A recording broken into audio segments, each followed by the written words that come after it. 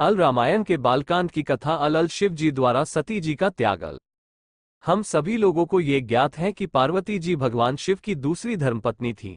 हालांकि ये भी सत्य है कि पार्वती जी भगवान महाकाल की पहली धर्मपत्नी सती जी का ही रूप थी और उन्होंने ही अपना अगला जन्म पार्वती जी के रूप में लिया था।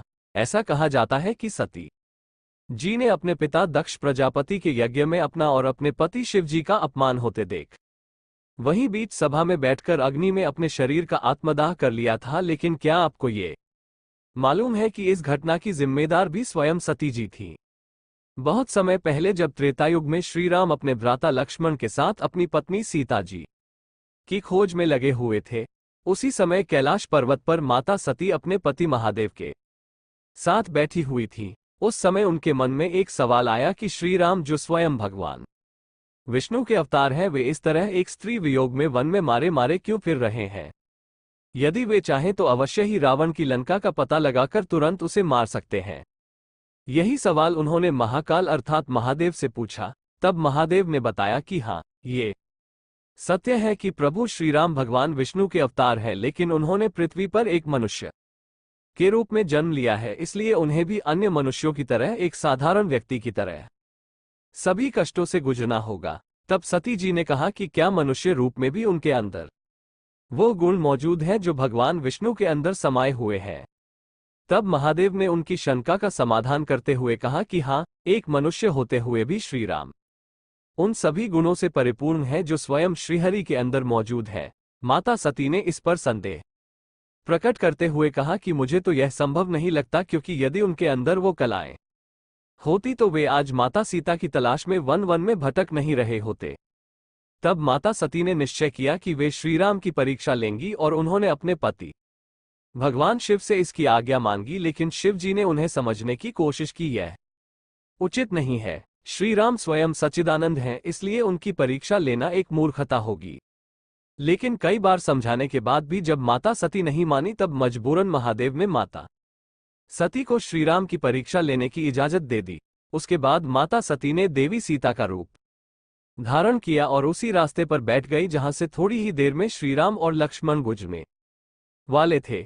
जब श्रीराम और लक्ष्मण वहां से गुजरे, तब लक्ष्मण जी की नजर देवी सीता का रूप धारण की हुई माता सती पर पड़ी और लक्ष्मण उन्हें ही सीता समझकर प्रसन्न हो गए और उन्हें प्रणाम किया। जब थोड़ी देर बाद श्रीराम की नजर उन पर पड़ी, तब उन्होंने हाथ जोड़कर प्रणाम करते हुए कहा कि माता, क्या आज आप अकेले ही वन विहार पर निकली हैं? मेरे प्रभु भगवान शिव कहाँ पर है? ये सुनकर माता सती बहुत ही लज्जित हो गई और अपने वास्तविक रूप में आते हुए उन्होंने श्रीराम और लक्ष्मण को देवी सीता की खोज में सफलता हेतु आशीर्वाद दिया एवं अपने गंतव्य कैलाश पर्वत को चली गई। जब शिवजी ने उनसे पूछा कि क्या तुमने श्रीराम की परीक्षा ली थी, तब माता सती ने उनसे कहा कि उन्होंने श्रीराम की कोई भी परीक्षा नहीं ली थी, परंतु महादेव तो अंतर्यामी थे, इसलिए उन्हें ये पता चल गया कि किस तरह माता सती ने देवी सीता का रूप धारण करके उनके प्रभु श्रीराम की परीक्षा ली थी। तब महादेव को इस बात का एहसास हुआ, अब न ही वे माता सती को अपनी धर्मपत्नी मान सकते हैं और न ही उनका त्याग कर सकते हैं। इसलिए उन्होंने मन ही मन माता सती का पत्नी रूप में त्याग करते हुए उन्हें अपनी पुत्री के रूप में अपना लिया।